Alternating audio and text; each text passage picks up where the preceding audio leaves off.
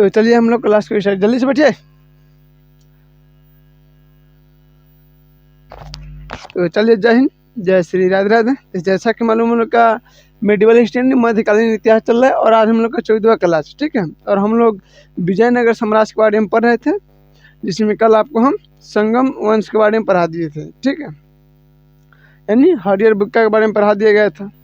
और आज हम लोग पढ़ने वाले हैं जो कि विजयनगर साम्राज्य का तीसरा वंश के बारे में पढ़े थे, ठीक है। हाँ, तीसरा राजवंश के बारे में हम लोग पढ़ लेते हैं, जिसमें आप देखिएगा आज के जो राजवंश होने वाला है तुल्लु वंश होने वाला है। क्या है? तुल्लु वंश होने वाला है।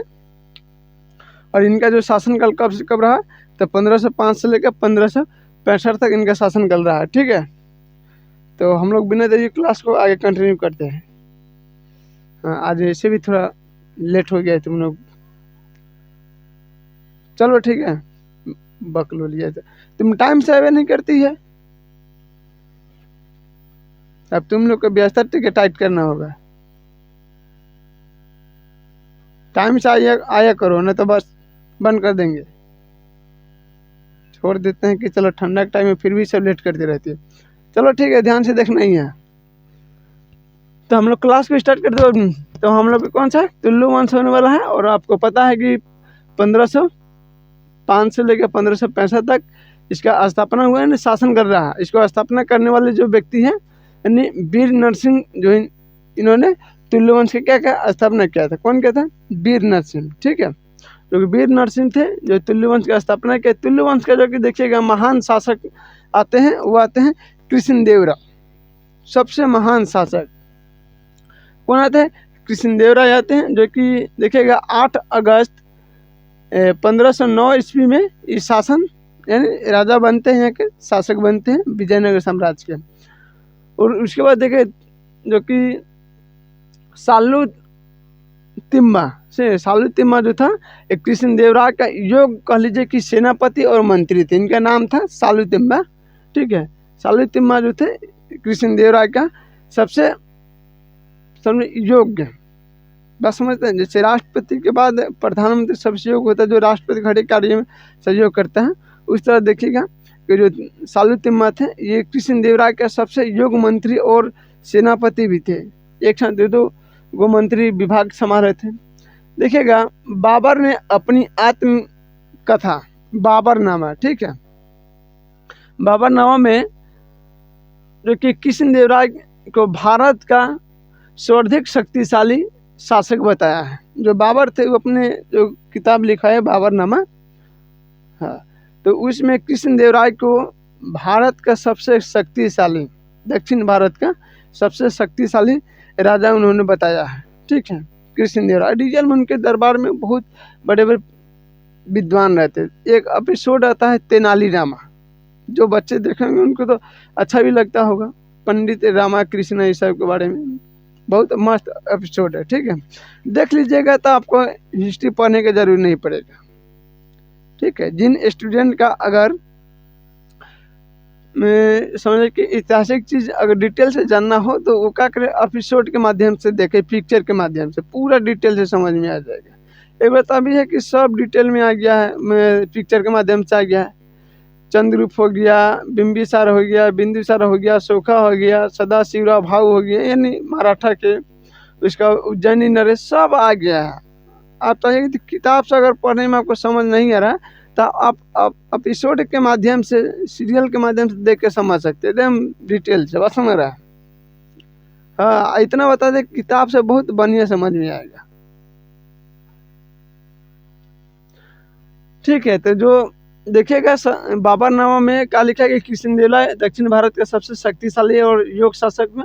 कृष्णदेवराय के शासन काल में देखिएगा पुर्तगाली एक यात्री थे जिनका नाम था, कहाँ के थे? पुर्तगाली थे, यानी पुर्तगाल के थे, डोमिगोस, ठीक है, डोमिगोस पायस, जो कि विजयनगर में आया था। कहाँ के थे? डोमिगोस पायस, ये थे पुर्तगाल के थे। इनके दरबार में तेलुगु साहित्य का आठ गो सर्वश्रेष्ठ कवि रहते थे। कृष्णदेवराय के दरबार में जो कि तेलुगु साहित्य के 8 सबसे सर्वश्रेष्ठ उस समय का कवि रहते थे, ठीक है, जिनको क्या कहा जाता था? अष्ट दिग्गज कहा जाता था। क्या कहा जाता था? अष्टदिग्गज कहा जाता था। ठीक है, बाद में जाके पंडित रामाकृष्ण भी इतना जो तेनाली के रहने वाले थे, इसलिए उनके तेनाली रामा कहा जाता है। ठीक है, पंडित रामाकृष्ण को बहुत बुद्धि के बहुत तेज थे, बहुत तेज। देखिएगा बहुत मज़ा एपिसोड भी आता है रियली। आपको समझ कि जब आप एक भी देख लीजिएगा तो आपको किताब तो फिर पढ़ने की जीवन में जरूरी नहीं पड़ेगा, जब तक वो एपिसोड आपको याद रहेगा। ठीक है, तो उनको सर्वश्रेष्ठ 8 जो कवि थे उनके क्या कहता है, अष्ट दिग्गज कहा जाता था। नहीं, 8 हाथियों को जब मैंने 8 दिग्गज का मैं समझ रहे हैं, जब राजा का बहुत बड़े बड़े आपदा विपदा आता था, बहुत बड़े बड़े जो आम मंत्रीगण चाहे जो राज्य का ज्योतिष ये सब है नहीं सुलझा पाते थे, राजगुरु होते थे, ये सब नहीं सुलझा पाते थे, तो ये अष्ट दिग्गज और साथ में राजा बैठ के उस विषय पर चर्चा करते थे। और ऑटोमेटिक है कि वो अष्ट दिग्गज ही समस्या का हल निकाल देता। और बड़े बड़े विद्वान ज्योतिषी सब रहते थे, बात समझ रहा है, बहुत बड़े बड़े विद्वान। ये 8 दिग्गज को समझे कि सभा में नहीं बिठाया जाता था, इनका एक गुप्त मंत्रालय होता था। क्या होता था, इनका एक खुद का गुप्त मंत्रालय, जो एक कहते हैं कि आदमी कोई मिशन बनाता है चलाता है तो उसको छुप छोड़ी से चलाते, किसी की नज़र में नहीं गया। ठीक जो राजा का जो कि 8 दिग्गज था, उस सब लोग के नज़र में नहीं आता था, उस सब लोग उनसे बात नहीं करते थे, सवाल जवाब नहीं करते थे। 8 दिग्गज जो था, अष्ट दिग्गज, वो सिर्फ राजा हूँ समस्या के बारे में बताएगा, और जो हल होगा वो राजा के ही पता चलेगा। राजा फिर अपना अप्लाई करे या ना करे उनका ऊपर अति कर दे, बाकी नहीं। उनका मंत्रालय जो अष्ट दिग्गज का होता था, यूँ थोड़ी बिठा, जब समस्या पूरा रास्ता विकल्प बंद है तब अष्ट दिग्गज से इस बात पर विषय पर चर्चा किया जाता था। ठीक है, बहुत बड़ा। लास्ट में जाके पंडित रामाकृष्ण भी वो अष्ट दिग्गज में शामिल हुआ, अब 9th दिग्गज हो गया। ठीक है, तेनाली रामा और पंडित रामाकृष्ण देखिए कृष्णदेवराय के बहुत प्रिय मित्र भी बन गए थे बहुत। और गुरुदेव थे, उनका नाम क्या था, हम भी देखेंगे एपिसोड, बहुत मज़ा आता है। ठीक है, और उसमें जब पढ़िएगा तो जीवन में उलझन जो शब्द होगा, प्रश्न होगा, इस सब प्रश्न का आपको जवाब मिला। हम 2 एपिसोड सबसे बेहतरीन जो कि लगा हमको, एक तो हमको लगा, मैंने अपना पर्सनली बता रहा है, अब कि दूसरे बच्चों को, दूसरे स्टूडेंट के कैसा लगेगा वो नहीं बता सकते। ठीक है, तो एक था कि विजयनगर साम्राज्य के कृष्णदेवराय और दूसरा उज्जैनी नरेश। ठीक है, राजा विक्रमादित्य के बारे में बैताल बोला। उसमें देखिएगा जो उलझन जो प्रश्न होता है, ठीक है, शायद आप पूरा शास्त्र को पढ़िएगा, टटोलिएगा, तो उसमें से आपको वो प्रश्न का मिलेगा। या भगवत गीता का पढ़ रहे हैं उसको बढ़िया से पढ़िएगा, टटोलिएगा, तब जाके आपको क्या होगा, उस प्रश्न का आपको मिलेगा। बस समझ रहा है। बाकी इस सब जो एपिसोड दिखेगा तो इसमें इजीली आपको मिल जाने वाला है। ठीक है, तो ठीक उसी प्रकार आप देखिएगा कि जो इनके कृष्णदेवराय के समय में जो 8 जो कि महाकवि होते थे साहित्यक, उनको अष्ट दिग्गज कहा जाता था, जो कि विशेष जब सिचुएशन कंडीशनल, जब राज्य पर पूरा विपत्ति आपदा आ जाता था तो इनके साथ मीटिंग अरेंज किया जाता था और उस बात पर चर्चा उर्चा होता था। ठीक है, और इसके शासनकाल में देखिएगा जो कि तेलुगु साहित्य का क्लासिकल युग कहा जाता था। मैंने कहने का तात्पर्य यह है कि जो राजा कृष्णदेवराय थे, ठीक है, बार बार राजा विक्रमादित्य किया जाता है नाम। ठीक है, तो आपको यहाँ हम लोग पढ़ा रहे हैं राजा कृष्णदेवराय के बारे में। कृष्णदेवराय के समय में देखिएगा जो तेलुगु भाषा है, क्या है, तेलुगु, तो उसको क्लासिकल युग कहा गया है। उस समय जो कि तेलुगु का बहुत प्रचलन था, समझे कि राजभाषा भी हुआ करता था। बस क्लासिकल लैंग्वेज है, क्लासिकल डांस, उन सब के बारे में आप अमूमन हर एक बच्चा को पता है। क्लासिकल का मतलब क्या होता है, विशेष, बस ना, विशेष। हाँ, तो उस समय जो तेलुगु जो भाषा था देखिएगा उनका क्लासिकल युग कहा जाता है। कृष्णदेवराय ने तेलुगु में 2 एक साहित्य लिखवाए थे। ठीक है, कृष्णदेवराय ने तेलुगु भाषा में एक साहित्य लिखवाए थे जिनका नाम था अमुक्त माल्यदा। ठीक है, अमुक्त माल्यदा। उसके बाद देखिएगा संस्कृत में, देखिएगा संस्कृत में उन्होंने लिखा जम्बावती। ठीक है, जम्बावती एक पुस्तक की कहानी भी आप देखिए बहुत मस्त आपको मिलेगी। जम्बावती जो कि कृष्णदेवराय के समय में ही लिखा गया था और ये संस्कृत में लिखा गया था। ठीक है। जाम्बवती जो कि जाम्बवती कल्याणम की रचना की थी। पांडुरंग महात्म्यम की रचना तेनालीराम जो कि रामकृष्ण ने किया था। तेनालीराम यानी पंडित रामाकृष्ण के बारे में बताया जा रहा है। ठीक है। हाँ, पांडुरंग जो कि पांडुरंग महात्म जो कि एक किताब है, पुस्तक है, जो कि तेनालीराम यानी पंडित रामाकृष्ण और रामकृष्ण ने की थी। उनका नाम था पंडित रामाकृष्ण का रामकृष्ण। ठीक है। और नागलपुर जो कि नामक नए नगर का उन्होंने बसाया कृष्णदेवराय ने। हाँ, नागलपुर नामक नए नगर को उन्होंने स्थापना की। हजार एवं विठल स्वामी नाथ का आप लोग नाम सुने होइएगा। विठल स्वामी जो कि मंदिर का निर्माण कृष्णदेवराय ने ही करवाया था। उसका देखिएगा कृष्णदेवराय की मृत्यु अब हो जाती है, यानी 1529 में उनका मृत्यु हो जाता है कृष्णदेवराय के समय। अब हम लोग देख लेते हैं जो कृष्णदेवराय जो उपाधियां धारण करते थे, जो उपाधियां धारण करके रहते थे, उनके बारे में हम लोग बात कर लेते हैं।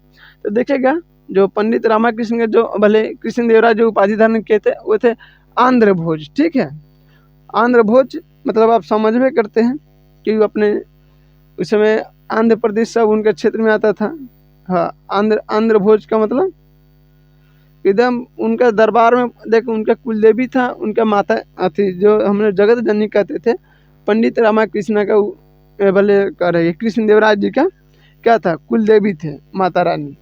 हाँ, उस समय समझे कि भगवान लोग साक्षात कृष्णदेवराय से बात करते थे। कृष्णदेवराय पूरा धार्मिक जीवन व्यतीत करते थे। उनके दो पत्नी थी। उनका एक पत्नी के नाम देखिए कहते हैं तिरुचिल्लापल्ली, इसी तरह के नाम है। रंग बिरंग के एक्सपेरिमेंटें कराई रहती है, तो करेला के जूस और के कुछ के जूस ये सब बना के लोग उनके हाथ के, कभी करेला के खीर।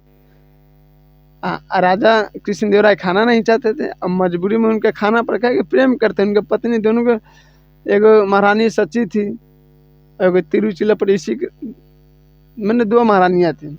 और पंडित रामाकृष्ण कोई भी गुप्ती को सुलझाने में बहुत माहिर थे, समझ लिए। अब कहा देखिए कि उस समय बाबर में गया, बाबर के दरबार में उस समय में, तो बात क्या है कि हवा के आपको दिखाना है, कैद करना है।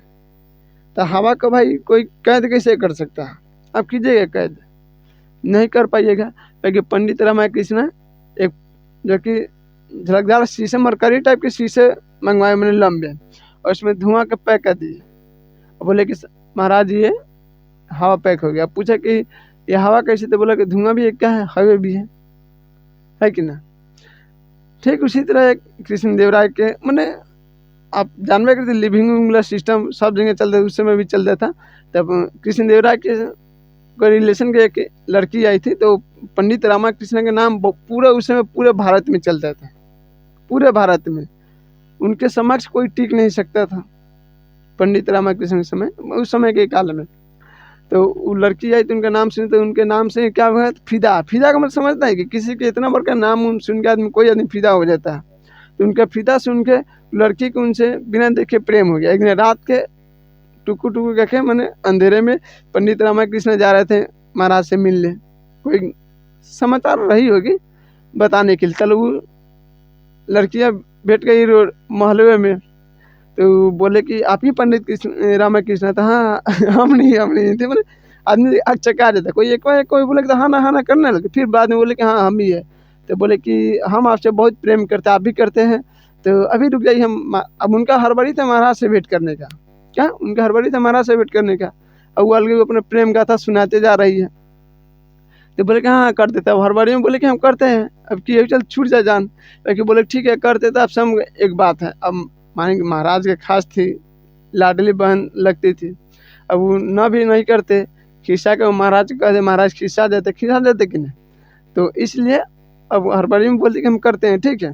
तो बोले करते थे, ये बात चांद को हमारे लिए धरती पे लेके आइए। अब बोले कि अब चांद को कौन धरती पे लेके आएगा, चंदा मामा को। तो तुरंत बगल में पात्र था, पात्र उस समय पात्र कहा जाता था, जिसमें पानी में भर के देखिएगा रखा। आज भी हम लोग कुछ गमलों में जो कोई आदमी बाहर उड़ जाता है तो हम लोग भर के रख देते हैं, ये बाल्टिए में हो गया इस समय। तो पात्र में पानी भर रहा था, तो पत्थर उठा के ले आए, अगारू में रख दिए। ठीक है, तो वो बोली थी कि चांद को धरती पर हमारे लिए आने दीजिए। तो वो क्या किया कि पत्थरों को रख दिए, पानी शांत हो गया, बोले कि देखिए इसमें चांद आ गया। अब देखिए, तो देखिए चंद्रमा बहुत फिदा हो गया यार, और बस में तले घुसो, मतलब बहुत मजा आता है। देखिएगा तो उज्जैन में पॉल्यूशन आपको मिल जाएगा। ठीक है, तो विठल स्वामीनाथ का मंदिर किसने बना था? तो कृष्ण देव राय ने। उनका मृत्यु कब हुआ था? तो 1529 में हो गया था। और इनका जो उपाधि का मतलब समझते हैं कि आंध्र भोज, यानी अपने लोगों को भोज जो करवाते थे, सब उपाधियाँ हैं। बड़े बड़े भोज, आंध्र पितामह, मैंने आंध्र प्रदेश के उस समय के साम्राज्य के पितामह, भीष्म पितामह कैसे का जो पिताओं का पिता है, कई पीढ़ी बीत गया था, फिर भी भीष्म पितामह क्या थे? जीवित थे, क्या कि उनको इच्छा मृत्यु का वरदान था। तो आंध्र पिता की भी उन्होंने उपाधि धारण की थी। अब देखिएगा, इस वंश का यानी तुल्लु वंश का अंतिम शासक आते हैं, जिनका नाम था सदाशिव राय। क्या था? सदाशिव राय। हाँ, ये अंतिम राजा हुए तुल्लु वंश का।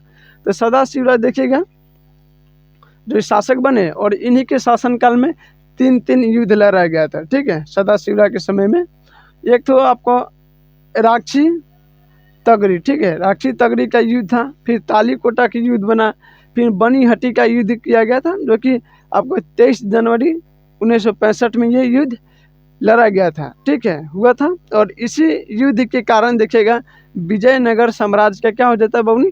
पतन हो जाता है। ये 3 युद्ध, तालीकोटा की युद्ध, बनीहट्टी का युद्ध हो गया, फिर राक्षी तंगड़ी का युद्ध हो गया, ये तीनों युद्ध जो विजयनगर साम्राज्य का क्या क्या पतन के कारण बना है। क्या? पतन के कारण बन गया, यानी खत्म हो गया।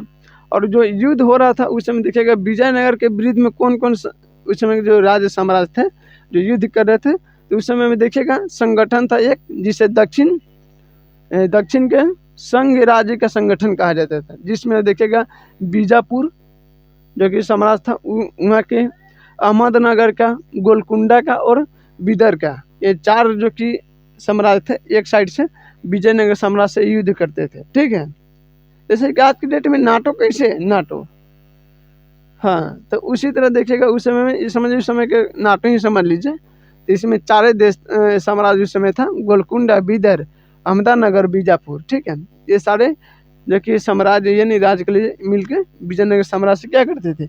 युद्ध करते थे। और इनका नेतृत्व कौन करता था? तो उस समय के देखिएगा जो अहमदनगर गोलकुंडा का जो नेतृत्व करता था वो करते थे अली। ठीक है, अली आदिल शाह, इस सबका क्या करते थे? नेतृत्व करते थे। बीजापुर का, गोलकुंडा का, अहमदनगर का, बिदर का, इस सब का नेतृत्व आदिल शाह करते थे। अली आदिल शाह उनका नाम है। फिर देखिएगा तालीकोटा के युद्ध में विजयनगर का नेतृत्व जो कर रहे थे उस समय, जब तालीकोटा का युद्ध चल रहा था तो उस समय विजयनगर से भी नेतृत्व करने वाले राजा सेनापति होना चाहिए, तो वो कर रहे थे राम राय। ठीक है, कौन थे? राम राय उस समय विजयनगर से नेतृत्व कर रहे थे। विजयनगर के राजाओं और देखिएगा बहमनी के सुल्तानों, बहमनी आपको पता थे कि जब विजयनगर साम्राज्य का स्थापना किया हरिया बुक्का, तब 1336 में किया था। उसी 11 साल बाद बहमनी साम्राज्य का स्थापना हुआ था 1347 में। इन दोनों में क्या कहता, खूब उठा पटक चलता था। मैंने कभी बहमनी साम्राज्य के राजा विजयनगर साम्राज्य को उठा कर पटकता था, और कभी विजयनगर साम्राज्य कभी बहमनी साम्राज्य को उठा कर पटकता था, इसी तरह चलता था। तो देखिएगा विजयनगर के राजाओं और बहमनी के सुल्तानों के हित में 3 अलग अलग क्षेत्र में क्या थे, आपस में टकराव करते हैं, लड़ते थे। तो एक देखिएगा तुंगभद्रा नदी के बीच का जो, जिसे हम 2 नदियों के बीच का हम क्या है, द्वाब कहते हैं, कहते हैं कि नहीं कहते? तो उसी तरह तुंगभद्रा नदी के द्वाब में लड़ता था, या कृष्णा गोदावरी के द्वाब यानी कछार में लड़ते थे, या मराठावाड़ प्रदेश में लड़ते थे। ठीक है, हाँ, तो ये लोग खूब जने तने उठा पटक कभी कभी करते थे, खूब मन भर, कभी कोई कभी। ठीक है, उसके बाद आप देखिएगा कि तालीकोटा के युद्ध के बाद सदाशिव राय ने, ठीक है, तिरुमल, हाँ, तालीकोटा के जब युद्ध खत्म हुआ तो जो सदाशिव राय थे जो कि तुल्लु वंश के अंतिम शासक हुए, तो वो जो थे तिरुमल के सहयोग से, हाँ, तिरुमल एक व्यक्ति था, उनका सहयोग से देखिएगा पेनुकोंडा, क्या है, पेनुकोंडा का राजधानी बनाकर उन्होंने शासन शुरू कर दिया। ठीक है, हाँ, विजयनगर साम्राज्य का उस समय राजधानी वो पता है हम्पी था, कर्नाटक में पड़ता है। उस समय तो विजयनगर का क्षेत्र था ना। तो कहते हैं पेनुकोंडा को राजधानी बनाया सदाशिवराव और क्या किया, उस पर अपना शासन शुरू कर दिया। अब हम लोग पढ़ेंगे विजयनगर साम्राज्य के अंतिमवें राजा यानी अंतिम राजवंश के बारे में पढ़ेंगे। ठीक है, जिस अब अंतिम के ये चौथे राजवंश का, ये हम कल की क्लास में बता दिए है आपको, जिसको आर्यभट्ट वंश कहा जाता है। क्या है, आर्यभट्ट वंश कहा जाता है। तो क्या अब हम लोग उसको नेक्स्ट क्लास में पढ़ लेंगे। छोटा सा है बाकी हम लोग नेक्स्ट क्लास में पढ़, क्या है कि क्लास लंबा हो जाएगा। हाँ, अगर उसको अभी समझाएंगे तो आपको कम से कम 10-15 मिनट टाइम लग जाएगा। तो चलिए ठीक है, हम लोग नेक्स्ट क्लास में फिर कर लेंगे। तब तक जय हिंद, जय श्री राधे राधे। फिर हम लोग मिलेंगे अगले नेक्स्ट क्लास में। ठीक है।